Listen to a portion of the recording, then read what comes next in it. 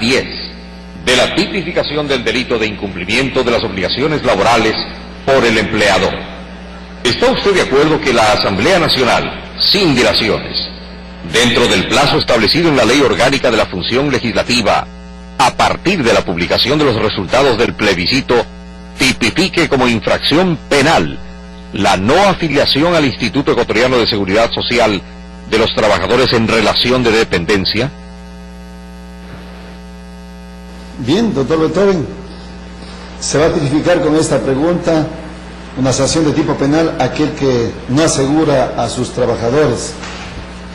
La sociedad ecuatoriana está preparada culturalmente para cumplir este tipo de obligaciones, y cuál será el impacto económico-social respecto. Bueno, todo trabajador en este país tiene el derecho a la remuneración y tiene derecho a la seguridad social. Eso es indiscutible.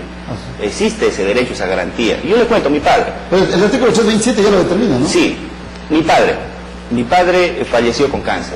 Mi padre jamás se afilió al Seguro Social. Nunca lo hizo. Hay personas del campo que sí están asegurados al Seguro Social Campesino.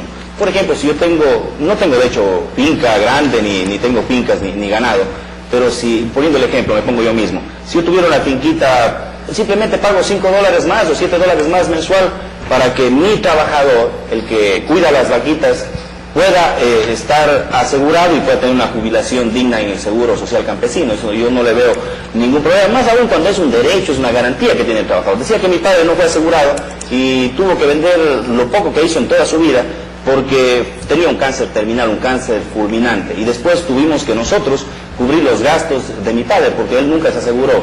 ¿Qué crimen sería que hayan patronos que no aseguren a sus trabajadores? Yo creo que le estamos quitando el derecho primeramente de atenderse, el derecho a la vida inclusive, de que si tiene una enfermedad grave pueda salvarse, y aparte de ello le estamos quitando una jubilación digna. En ese sentido, yo creo que es importantísimo, y por eso vamos a votar todos sí en esta pregunta, que exista una responsabilidad inclusive de carácter penal para las personas que quitan el derecho al trabajador, porque es el más débil, es el que de hecho necesita mayor protección porque por algo trabaja por su sueldito y por una garantía personal. Doctor, esta pregunta es así de tipo general. ¿No va a haber una parametrización de carácter del tamaño de la economía de los actores económicos? Pero por supuesto, ¿no? Yo hablé, por ejemplo, he hablado con, y es importante lo que le voy a decir en este momento, hablé con el director general, el director ejecutivo del IES, el señor, no se me viene, Ramiro González. Y él me decía que podíamos nosotros, de hecho, y él va a mencionar eso cuando nos toque legislar al respecto, que personas que tengan menos de 10 trabajadores, pues tengan un parámetro mucho menor del pago a la seguridad social en razón de ayudar al emprendimiento, como reza el principio de economía solidaria en la misma Constitución de la República. Ya está aprobado. Gracias. Diana, adelante con sus argumentos. Bueno, el derecho a los trabajadores, un sueldo digno, está en la Constitución, irrenunciable, y eso es mandatorio y no hay cómo evadir. Hay que recordar que nosotros estamos diciendo que esto es una situación eminentemente política, porque hasta el momento hay 13.000 educadores populares que no están asegurados y ni siquiera ganan el mínimo básico. Los compañeros maestros de Transcutucú, bonificados, ganan $150 y no están afiliados. Y esperemos que el gobierno sea más ágil, más eficiente para atender a esta gente que ¿Trabajando cuántas horas, Diana?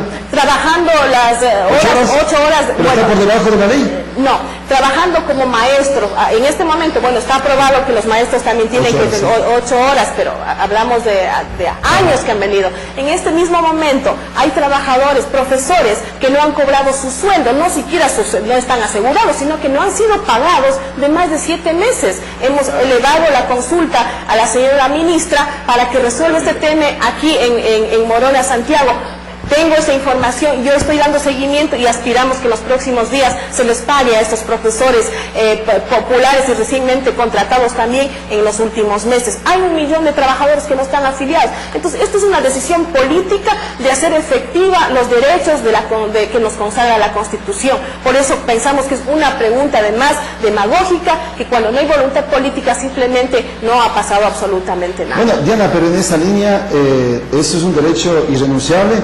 Definitivamente todo trabajador tiene que ser asegurado. La pregunta va orientada hacia qué pasa con el sector vulnerable, aquel panadero, aquel finquero que de alguna manera palea, se debate en la vida para ganarse el sustento del día. Me refiero a las economías sumamente pequeñas. ¿Qué va a pasar con ellos? ¿No será que van a empezar a cerrar sus negocios y va a afectar más al tema del empleo? Es que no podemos pensar en beneficiar a unos y perjudicar a otros. Entonces, los derechos son para todos los ecuatorianos. Sí. Entonces, en esa medida, primero debemos garantizar lo que ya está en la Constitución.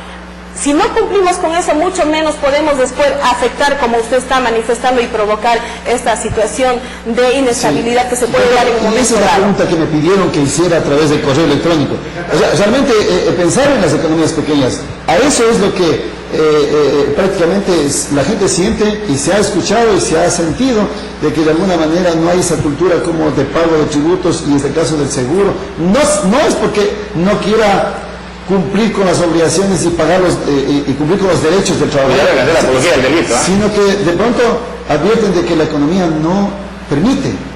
No, mire, de hecho, yo ya le dije anteriormente, Sí. le explico de mejor manera a la ciudadanía. Personas que tengan menos de 10 trabajadores van a tener un trato preferencial, y esa es más o menos la decisión ya de la bancada como tal, porque sabemos y estamos seguros que va a ganar esa pregunta, pero ¿cómo podemos tener compasión con el señor Álvaro Novoa, que tiene miles de trabajadores no asegurados, que los explotan, los botan a la calle y no respetan ni siquiera el derecho a la vida? Mire, votar en contra de esta pregunta es irrespetar el derecho de la vida de los trabajadores, de los más humildes, de los más pobres, de los más marginados. Y yo no creo cómo los partidos de izquierda, que dicen entre comillas defender al pueblo ecuatoriano, los más marginados y desprotegidos, pueden estar en contra de esta pregunta, por favor. De ninguna manera. Nosotros estamos con los trabajadores, con los más pobres, con los más desvalidos, con aquellas personas que a diario dan su mejor esfuerzo para llevar un pancito a la boca de sus hijos. Con esa gente está la Revolución Ciudadana, y por eso nosotros hemos planteado esta pregunta, y es una pregunta hasta de espíritu cristiano. Gracias. Dar protección al más desvalido, por favor. Gracias. Adelante con su...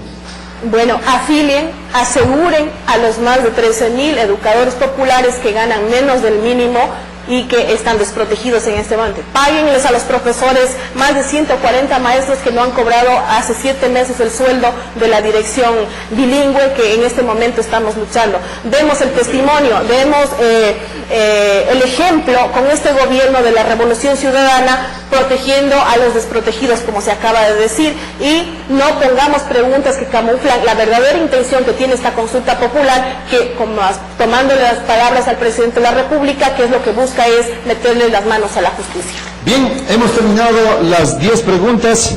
Yo me voy a permitir, antes de dar paso a la lectura de los mensajes, he tomado ciertas aseveraciones de algunos actores políticos aquí en el Ecuador, y yo voy a permitirme a usted, doctor Beethoven, que usted haga un comentario cortito respecto de las expresiones, como por ejemplo, Osvaldo Hurtado, expresidente, dice: en la consulta hay 2 preguntas importantes, la justicia y los medios de comunicación, que es lo que el Ejecutivo busca controlar.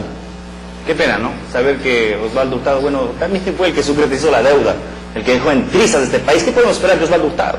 Es parte de esa partidocracia corrupta que perjudicó al Estado. ¿Qué puedo yo esperar de Osvaldo Alberto Hurtado? Acosta dice: el presidente tiene todo el derecho de convocar a una consulta, pero hay temas preocupantes. Uno es la decisión de meter mano en la justicia, y eso es inconstitucional. Es mano a la injusticia. Que Alberto está equivocado, y le dije en el foro, en el debate que tuvimos con él, sobre todas las cosas del pueblo ecuatoriano, y el pueblo ecuatoriano, junto a su presidente y junto al proyecto de la Revolución Ciudadana, que es de cambio y transformación, va a apoyar. En un diario escrito aquí en la provincia, titularon: Alberto Acosta dio una cátedra al doctor Chica.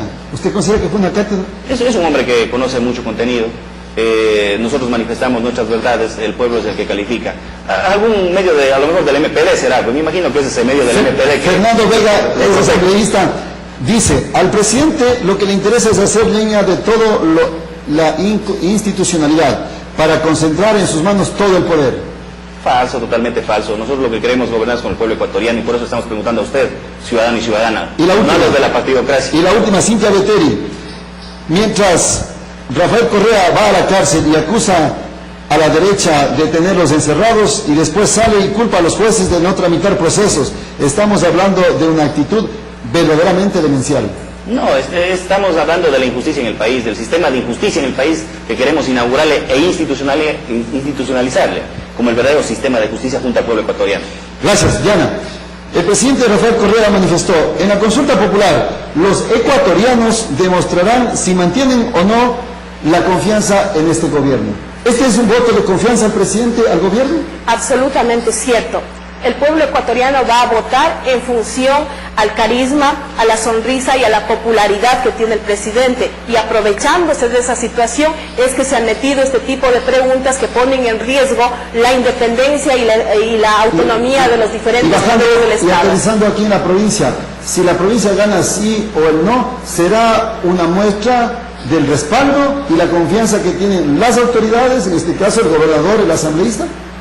Yo tengo la convicción plena de que en Morona, Santiago, una vez más se le derrotará a Correa. Correa no es invencible, lo hemos hecho en todas y cada una de las elecciones que se ha planteado con Rafael Correa, y esta vez será una vez más un triunfo de quienes estamos conscientes de lo que queremos y le vamos a decir no al gobierno de Correa. Ricardo Patiño dijo: la justicia ha dejado mucho que desear, el sistema como tal no da para más.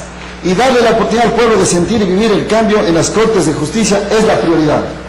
No se le está dando la oportunidad al pueblo para que sea ella, a través de la participación ciudadana, que reestructure la justicia. Se le está preguntando al país: señores ciudadanos, ¿me dan el poder a mí como presidente de la República para yo reestructurar la justicia?